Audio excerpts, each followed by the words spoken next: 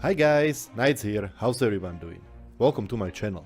In this video I'm gonna talk a little bit about the reasons why are Heroes of Might and Magic 3 the best out of the series. Don't get me wrong, Heroes of Might and Magic is a very strong franchise with many strong titles. Fortunately, there is not so many gaming series where one of the titles is a definitive winner. For example, the Elder Scrolls series or the Might and Magic series. In those gaming franchises you cannot find a clear winner. Just imagine for a second if you can, that I would create a video about history of the Elder Scrolls series. The comments would be full of different opinions. Some would say, my favorite is Morrowind, cause this and this reason. Others would say, no, Oblivion was the best, Skyrim is too consoleized. Others would defend Skyrim because the game is immortal with a huge supply of mods. The same would happen for every other gaming IP ever created. But not for Heroes of Might and Magic. See for yourself. This video was created by YouTuber RinoaMoogle. Cool name. Link to the video is in the description. Check it out, it's really awesome. He or she created the simple video of gameplays since Heroes of Might and Magic 1 till 7. Now let's see the comments.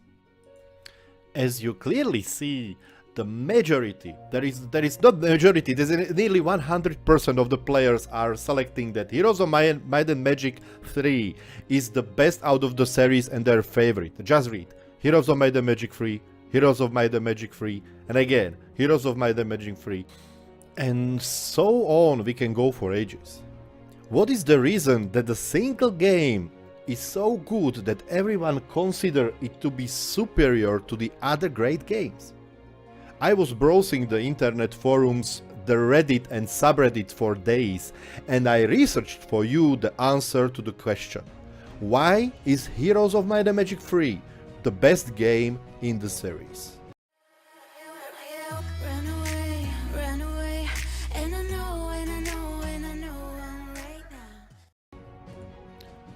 Before we start, I want to politely ask you to subscribe to my channel. It takes a large amount of time to make videos like this, and unfortunately YouTube treats us YouTubers by amount of subscribers. So if you want to support my channel, there is nothing easier than pressing the subscribe and like button. It does not cost you anything, only a second of your time. If you don't like this video, leave a dislike, but please leave me a comment and tell me why. The constructive criticism is always welcome on my channel. If you are interested in winning a free game, please press the bell icon next to the subscribe button, and as a member of my notification squad you will never miss a giveaway video. The last week I've spent hours and hours researching the internet for the ultimate answer. I'm telling you guys, I did not found only one, but many answers to the question why. The best answer is from a Reddit user, Dust Spoke, who said, and I'm quoting, "The capacity to support fun/casual multiplayer and general replayability were certainly integral for me. The balance, while not perfect, was enough that no one felt completely cheated, and the game was complex enough to not be easily solvable. Whoever came up with the arrangement of creatures between the factions was brilliant. Each of them felt and was designed to feel perfectly at home. Each had a role in combat, each followed the team, just excellent calls, especially a lot of small thematic things." Then Reddit user CloneLA added that, absolutely, small things can make big differences if paid the proper attention. What is the memory from the playing Heroes of 3 for you? Or what do you think that this game is the best out of the series? Do you like another one? Leave us a comment, cause in gaming every opinion matters and I cannot wait to read your opinions about this series. And now, ladies and gentlemen, we're gonna have a look on those small things that made the big difference. The first and most obvious one is the simple 2D graphics that looks very nice. This gameplay is from HD remastered version on the Steam, and you guys see that this is very watchable on 1080p in full HD resolution. Nowadays, and by that I mean Heroes 5, 6, 7, have a flashy graphics full of animations, and everything together goes in the way of the gameplay. The very busy 3D environment feels very distracting. The unit design in Heroes of Might and Magic 3 is simple and unique, based on the mythology, and I used to call it real. By that I mean that the units would look like this in the real world. If there would be a real world of Might and Magic. There is no place for the funny cartoon characters or some weird creatures like in the other games of this franchise. Don't get me wrong, the new games had some cool creatures, but many of them just look ridiculous. When we talk about the scale of the game, we have to point that the game was enormous. And I don't mean the number of expansions. I'm talking about the land you can explore in a certain map. Even in a small scale maps, you could easily own 5 castles in the first half of the game. This, in comparison, for example, with number 5 in the series, is just enormous. The exploration of the Heroes of Might and Magic 5 is just small next to the area of Heroes of Might and Magic 3. Hand in hand with the scale of the game goes how fast the game progresses. In Heroes 3, where the battles fast, even the huge armies could wipe each other in a couple of seconds. In the mentioned Heroes of Might and Magic 5, the battles took way too long, especially all those flashy action cameras.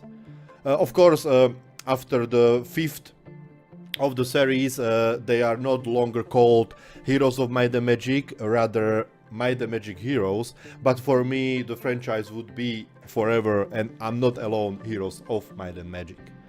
Just for the point. Okay, the strong point of the game was how difficult it was.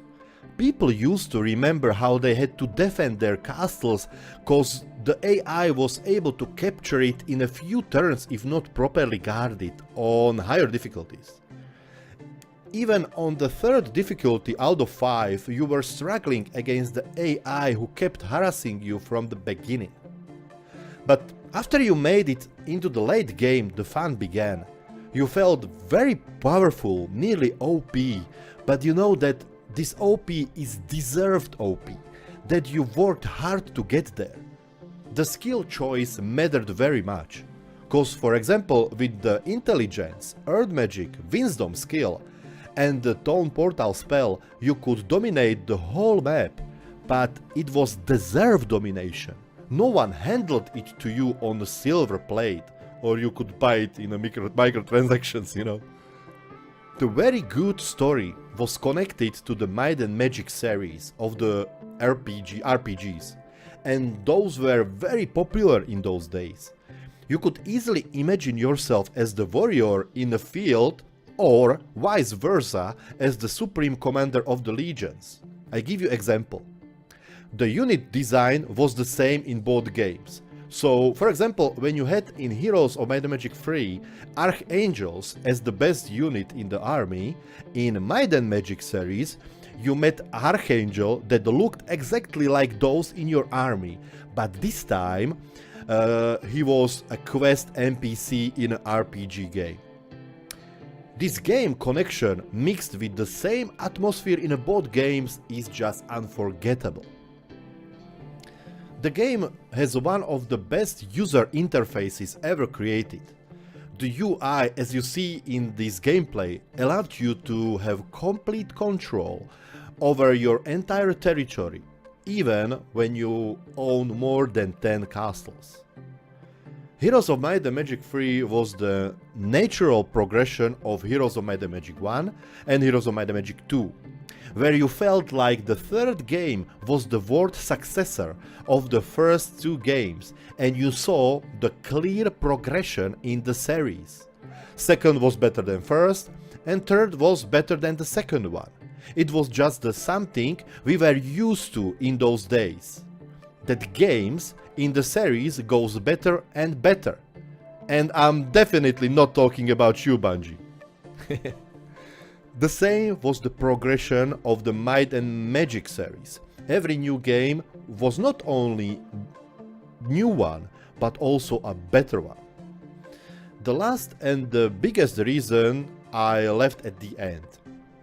The replayability of the game is just insane.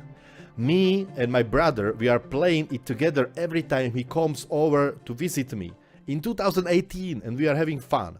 The multiplayer is nearly perfectly balanced, so no one feels cheated by picking the wrong race, except the Archangels, you know what I mean. The game is very balanced, not like Heroes 4, but I love Heroes 4, but there was one issue where Hero in the end game could kill everything solo. The developers made excellent calls, and all those small excellent calls just adds up and make great game.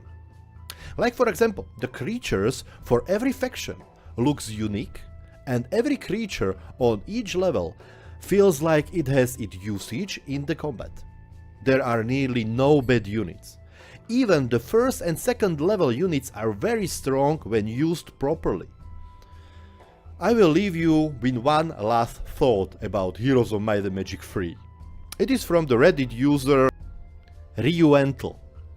The Heroes 3 is like an AK-47. It's easy to use and to understand. It's cheap, it's immortal, it can run on any toaster and now even on tablets. Thank you for watching, guys. If you like this kind of videos about the history of gaming and you want to support my channel, don't forget to subscribe and like the video. If you want to see more, hit the bell icon and you don't miss another video, especially the ones where I give away free games. Leave me a comment with your thoughts about Heroes of Might and Magic series, and remember, in gaming, every opinion matters. Bye bye. Run away, and I know I'm right now. We can change anything and make it better. Together now we're strong, don't question it. The truth will break your chains, we have the key.